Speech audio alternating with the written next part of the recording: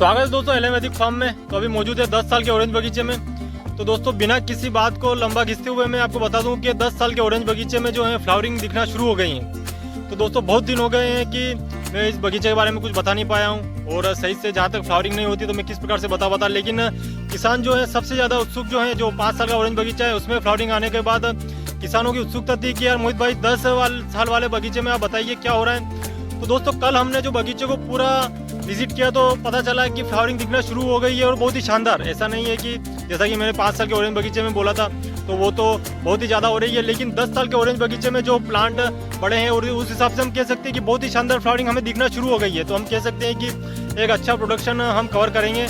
तो सबसे महत्वपूर्ण था कि एक बार फ्लावरिंग दिखना तो शुरू हो, तो फ्लावरिंग दिखना शुरू हो गई है। तो धीरे धीरे और एक हफ्ते में पूरी जो स्पष्ट पता चल जाएगा, लेकिन फ्लावरिंग जो दिख रही है उससे हम कह सकते हैं कि अब 10 साल वाले बगीचे में किसी भी प्रकार की कोई प्रॉब्लम नहीं आएगी और बहुत ही शानदार फ्लावरिंग होगी और बहुत ही अच्छा प्रोडक्शन हमारा कवर होगा।